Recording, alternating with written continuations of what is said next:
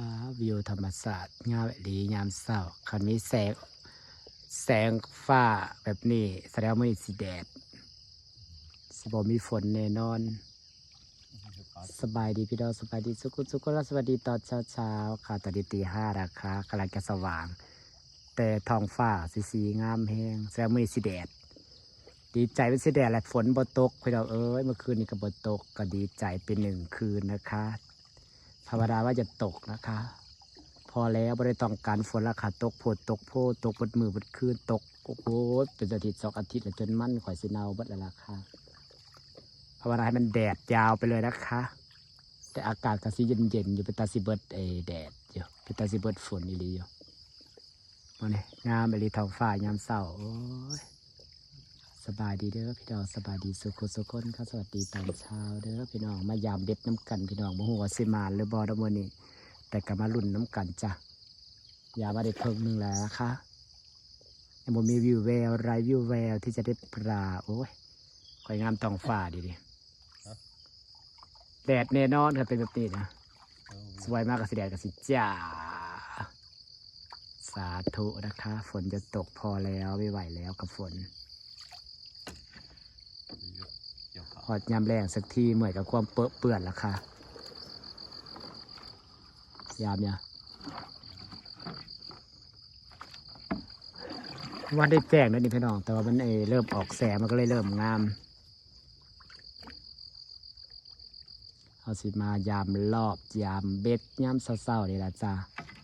แต่บ่ฮู้ว่าสิมานบ่ก็มาลุ้นน้ำกันนี่แหละพี่น้องขอให้มานเด้อจ้า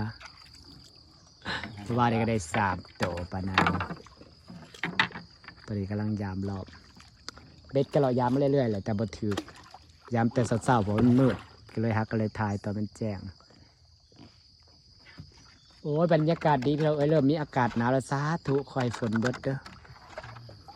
พ่อเราเขาก็เริ่มออกหมากออกอย่างไรบางคนก็จนล่มแล้วก็ยังเกี่ยวบ่ได้ปืดจะขึ้นนักจะถือปลาใหญ่ประจักของไอ้ยาเพื่อจะดึงขึ้นได้เหมือนของรอบเขาเจ้าของ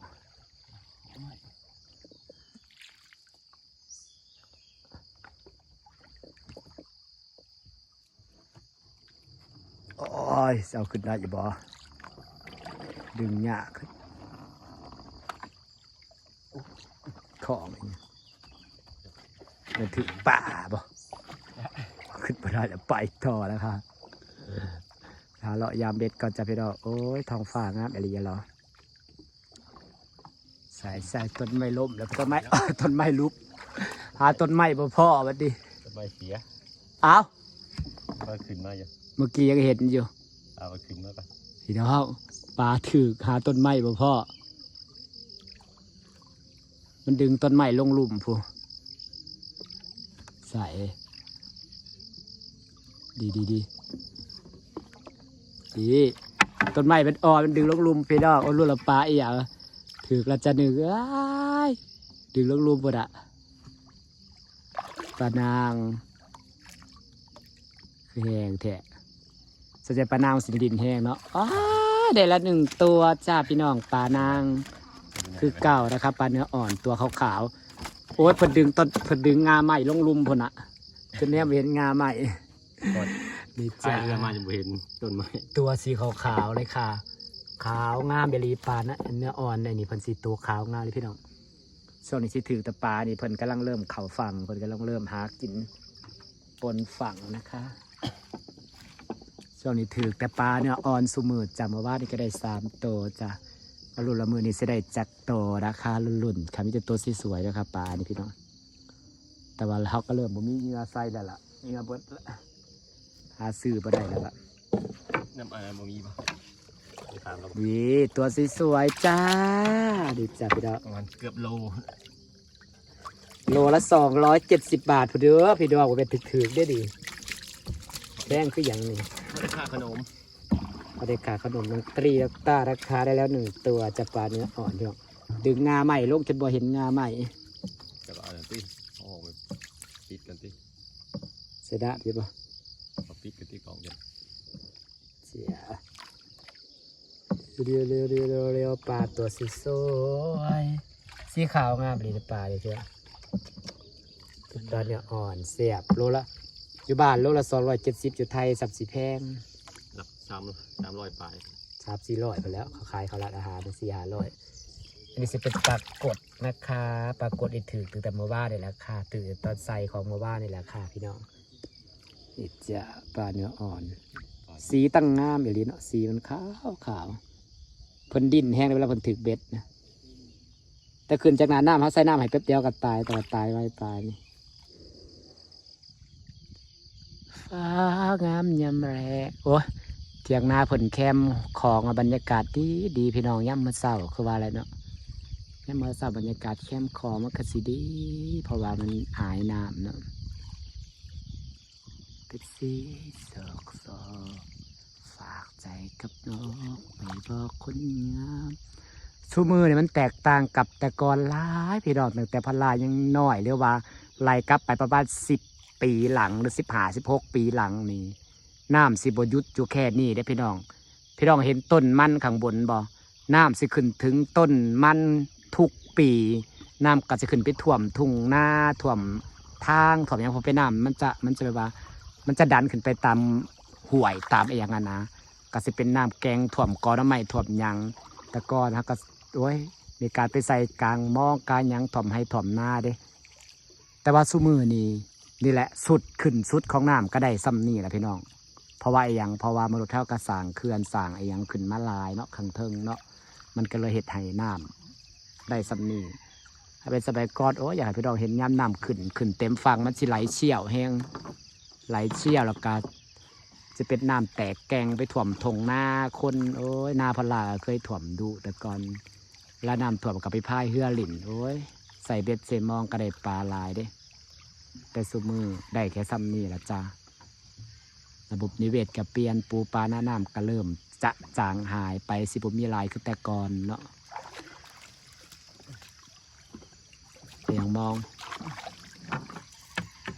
อยากมองนกันพี่เราวันสีถือป่าบ่โอ้ยปลาตัวเขาฟังก็บ่ถือหรอกค่ะมีทั้งมองมีทั้งเบ็ดมีทั้งรอบฮะปลาถือป่ะปลายังอย่ามองพี่เรามันคือมองมันคือมองนั่นเองปลาถึกเบ็ดเดี๋ยวกับปลาถึกมองหาคนอื่นปลาถึกเบ็ดยังไม่ได้แจ้งขักแสงกันสิประมาณนี้พี่น้องใส่ต้นไม้มันดิ้นปะงาไม้กำลังตีนิดจุพี่น้องปิ๊บงาไม้น้ำกันว่าถึกปลาหรือถึกอีหยังเดี๋ยวมันดึงหนึบจึ๊ดเฮ้ยว้ายปลานางไงว้ายอุ้ยว้ายกระดิ่งแหกแทะ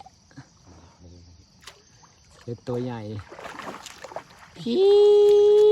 วตัวสวยๆมาอีก1 ตัวค่ะตั้งงามอิลิป่าดิพี่น้องพวกนี้สีมันนะขาวอัศะอยู่ขาวออร่าขนาด ตัวบนบอสนะวะเป็นบอส 2 ตัวดิว้ายสิดินลงน้ำอีกแล้ว2 ตัวดิกัดสิได้ประมาณ2 โล 3 โล 2 โล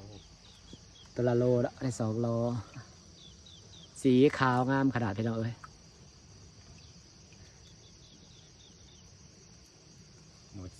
คือปลานางนะเป็นปลาเนื้ออ่อนใหญ่เขาก็สิขายเขาไอ้ร้านอาหารขายเขาอย่างเวลาคนที่ซื้อรับซื้อไปก็ได้ตัวบักใหญ่กว่าตัวแรก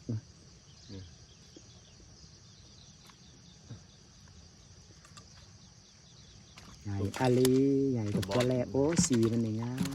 มาขับเรือขึ้นมาเห็นบอส ช่วงจักหน่อยก็สิเบิดฤดูกาลใส่เบ็ดอะไรพี่น้องมันใส่ได้แค่ช่วงนี้แหละจักหน่อยน้ำลดลงก็ใส่บ่ได้แล้ว ปลานี่ก็สิบขึ้นมาแล้วก็จะเป็นการหาปลาชนิดใหม่ปลาแต่ละชนิดที่มันจะมีตามฤดูกาลฤดูกาลนี่หาปลาอย่างฤดูกาลนี่หาปลาอย่างฤดูกาลนี่ใส่เบ็ดฤดูกาลนี่ไหลมองฤดูกาลนี่เห็ดอีกอย่างสิมันสิแตกต่างกันเนาะงามเอลิตัวนี้ใหญ่กว่าตัวแรกล่องเรือมาหารักสักคน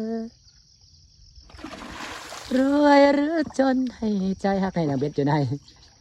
ก็หอท่านายสาวไม่รังแกล่องเรือไปตามสายน้ำโอ้ยผักตบสบังงามท่านี่หลายอหลีสอดสายตาแย่รักแท้รักใครไม่ขาลงกับสิพายลงมาดีนะคะคือต้องขับเครื่องนะคะเพราะว่ามันน้ำไหลล่องลงไปยาเบ็ดลงไปบรรยากาศดีกระลองเพลงไปน้ำค่ะส้มธรรมศาสตร์ไปน้ำค่ะชิวๆนะคะได้ปลากระตื่นเต้นไปน้ำจ้า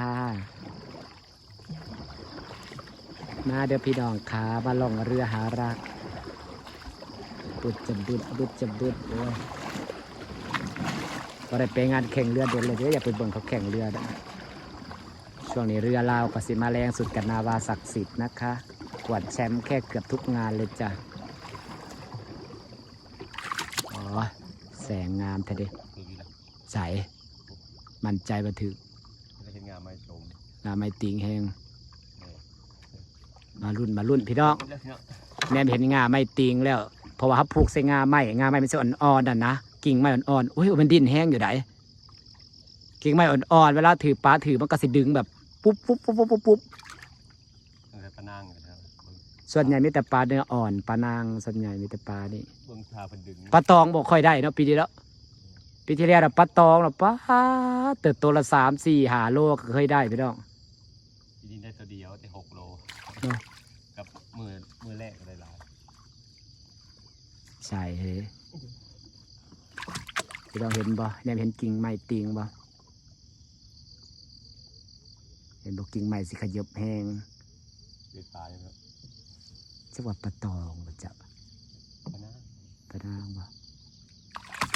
โอ้ยงาไม่น้อยดอกผูกใส่กันได้พี่น้องเอ้ยอุ้ยกิ่งไม้เล็กๆโอ้ยดึงลงแล้วดึงลงแล้ว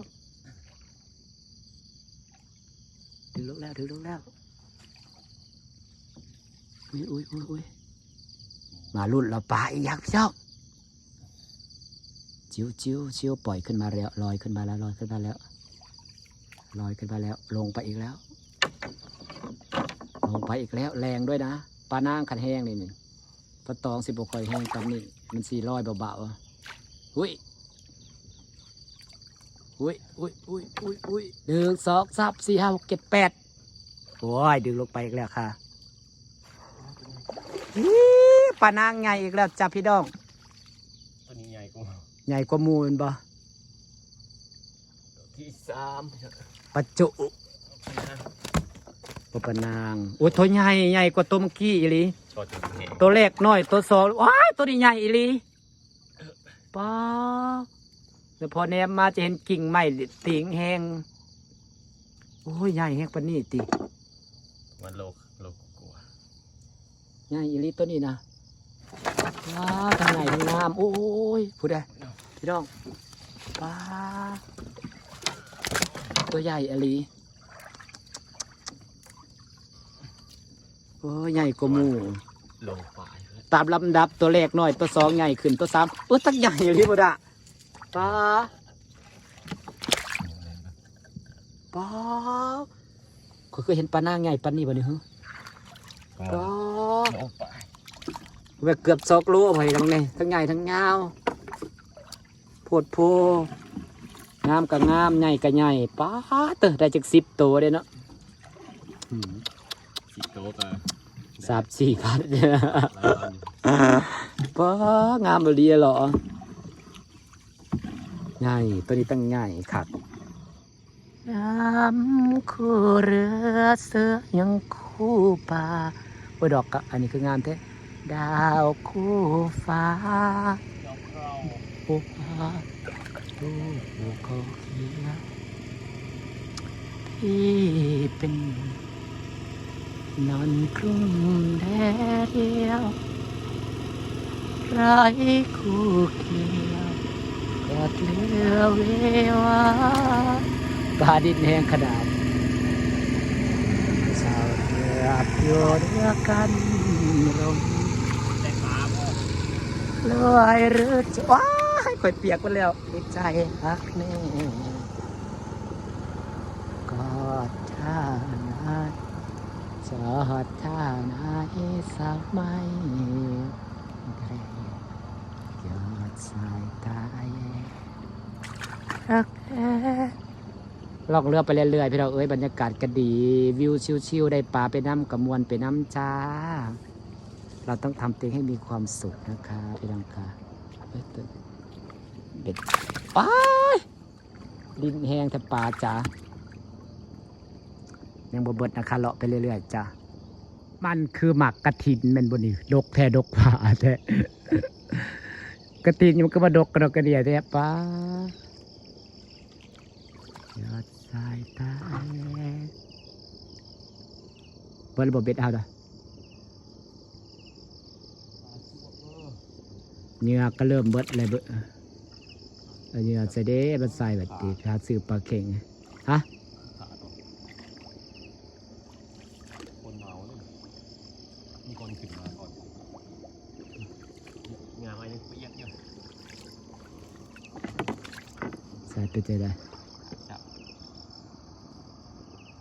ปุ๊บงานมาเสร็จแล้ว ขาดป่ะก็ตัดเอาป่ะ งานที่นี่ ขาดไปหนึ่งลังนะคะ ถ้ามันขาด ขาดไปหนึ่งลังจ้า ใหญ่ไปเลยเชือกขาดไปแล้ว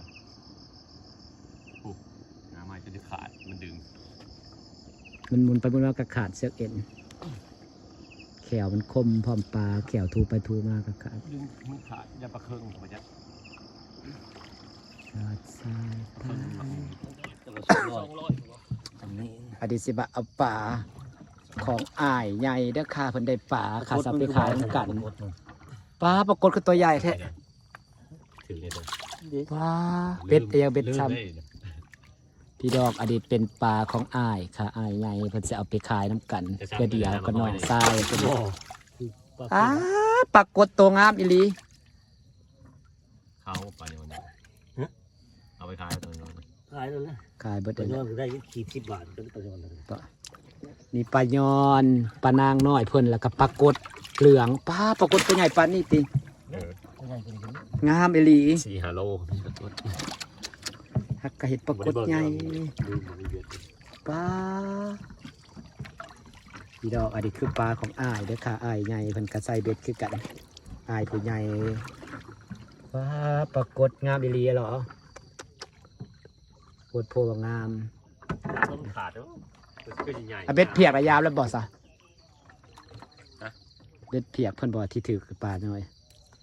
เพียกตัวได้ครับเกาะเบ็ดเกาะไม้พายไปได้